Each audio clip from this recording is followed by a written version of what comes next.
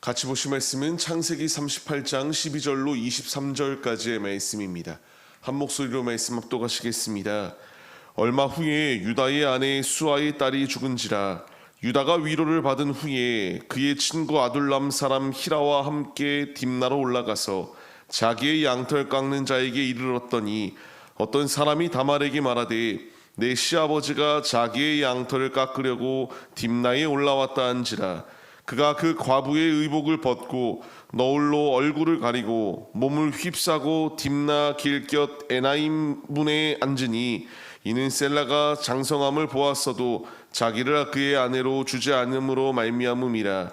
그가 얼굴을 가리었으므로 유다가 그를 보고 창녀로 여겨 길 곁으로 그에게 나아가 이르되 청하건대 나로 내게 들어가라 하니 그의 며느리인 줄을 알지 못하였음이라. 그가 이르되 당신이 무엇을 주고 내게 들어오려느냐. 유다가 이르되 내가 내 떼에서 염소 새끼를 주리라.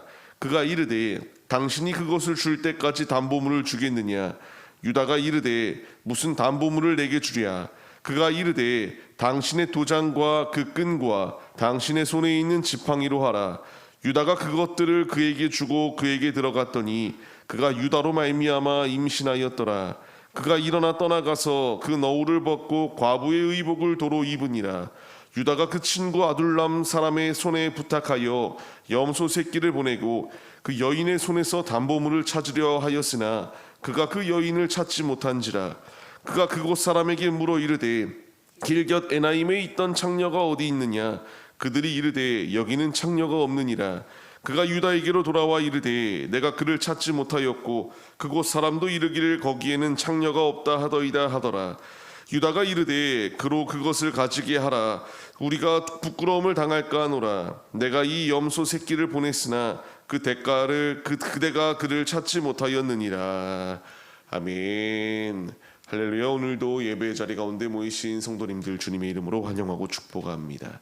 같이 나누는 말씀의 제목은 육신의 체면이 아니라 빛의 자리로라는 말씀의 제목 가운데서 은혜를 나누도록 하겠습니다. 우리 가운데 상실감이라는 것이 주어졌을 때에 이 상실감을 무엇으로 채우느냐라는 것이 참으로 중요합니다. 상실의 마음이 있을 때에 주님께로 나오는 자도 있는 반면에 오직 자신의 이 위로함을 받고자 하는 것을 육신의 소욕대로 육신의 생각대로 이렇게 행동하는 이들의 모습이 있습니다. 유다는 분명히 하나님의 뜻대로 믿음의 제단으로 나와야 됐어요. 하지만 그의 상실감을 채우려고 하였던 것은 육신의 방법이었습니다. 어떤 문제가 가정 가운데 임하였나요? 어제 말씀 가운데서 나오는 것처럼 아들이 둘이나 죽어버렸습니다. 그리고 오늘 말씀 가운데서는 자신의 아내도 이제 죽게 됩니다. 이 공허함을 달래고자 하였던 유다, 그가 하나님 앞에 나와 어떻게 해야 될까요에 대해 물은 것이 아니라 그가 행동하였던 것은 자신의 이 적적함을, 이 고독함을, 자신의 이 어려운 문제 가운데서 해결받으려고 하였던 것이 육신의 방법이었다라는 것을 분명히 말씀하십니다. 우리가 얻어야 될 교훈이 무엇이겠습니까? 육신의 길의 끝이 무엇인지를 우리가 생각해 봐야 됩니다. 오늘 말씀을 보시게 되면은 이제 이런 상황 가운데서 다말이 유다를 찾아옵니다. 아무리 봐도 셀라가 이제 장성하였는데 자신에게 주지 않습니다. 약속을 지키지 아니하는 자신의 시아버지를 찾아옵니다. 변장을 하였고요. 이와 같이 자신의 이 약속을 지키지 아니하는 유다에게 항의하기 위하여 이렇게 행동을 범합니다. 그가 행동하였던 것이 무엇입니까? 창녀로 변장하여서 유다와 동침을 합니다. 이런 상황 가운데에서 어떤 문제가 생기느냐? 담보물을 요구합니다. 염소를 달라고 말을 해요. 17절 말씀을 보시게 되면은 분명히 내가 내 아이 새끼들 중에서 내가 가지고 있는 떼 중에서 염소 새끼를 너에게 주겠다, 이런 것을 말합니다.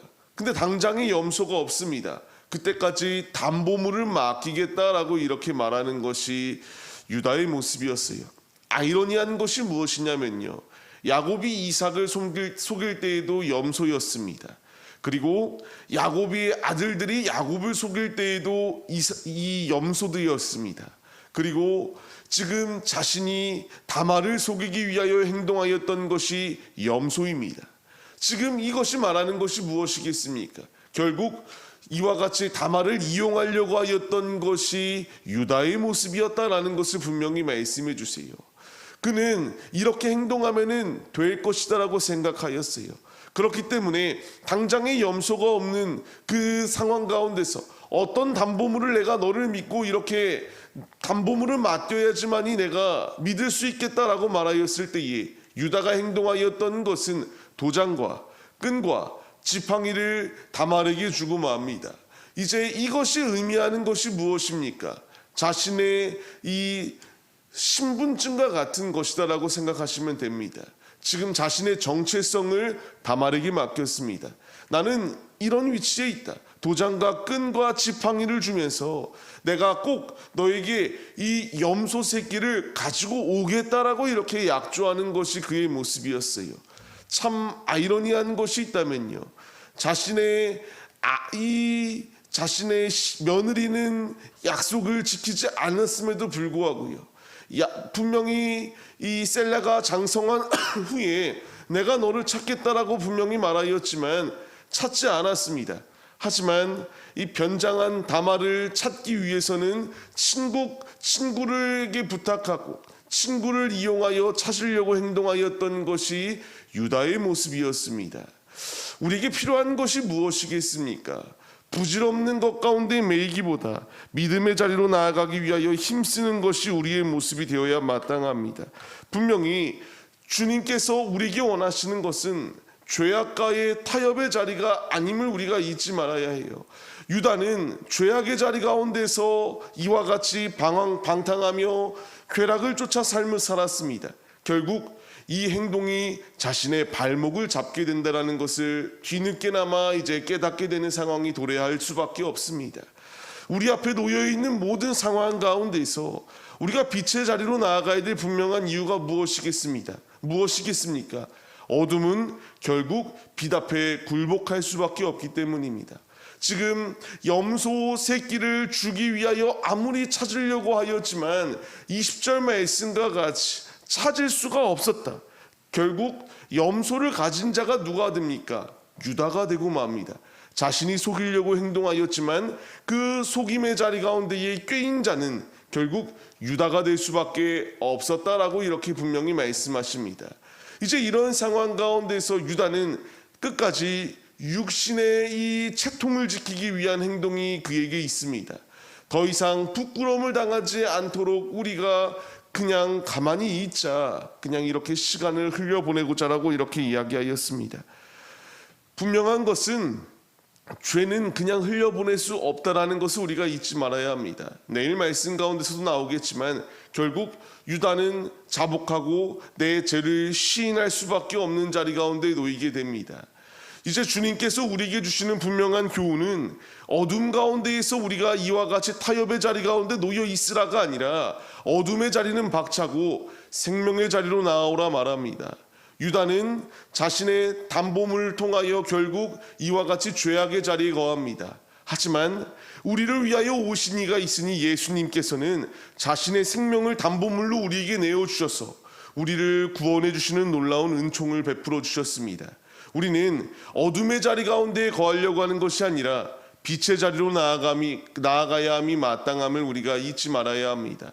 우리를 위하여 빛으로 오신 예수님, 이 어둠의 자리 가운데서 아무리 이 육신의 체면 가운데에 육신의 체면은 지킬 수 있을지 모르지만 우리의 영혼을 지킬 수 없습니다.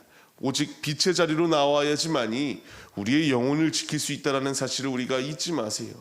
그렇기 때문에 주님이 오늘 우리에게 주시는 말씀의 결론은 너무나 명확합니다.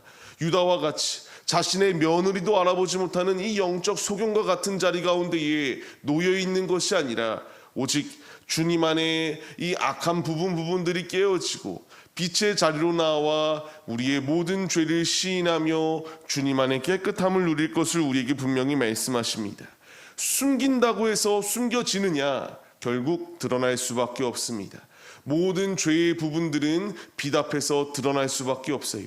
우리에게 필요한 것은 이 염소 새끼를 통하여 자꾸만 나를 숨기고 상대방을 속이며 하나님을 속이려고 하는 이 악한 행동들을 범하는 것이 아니라 오직 믿음의 자리로 나아가는 것이 우리에게 필요하다는 사실을 잊지 마시기 바랍니다. 오늘의 삶, 주께서 우리에게 분명히 원하시는 것은 이 악한 세대를 본받는 것이 아니라 구별된 하나님의 자녀로서의 삶을 살아내길 원하고 계십니다. 자꾸만 세속과 타협하고 세상 속에서 쾌락을 쫓아 삶을 살고자 하는 이 세대를 본받지 마시고 하나님의 뜻이 무엇인지 분별하여 우리의 모습으로 우리의 중심으로 주님을 가장 기쁘시게 드리는 데에 앞장서는 믿음의 도구들이 바로 우리들의 모습이 되시기를 주님의 이름으로 간절히 축원합니다.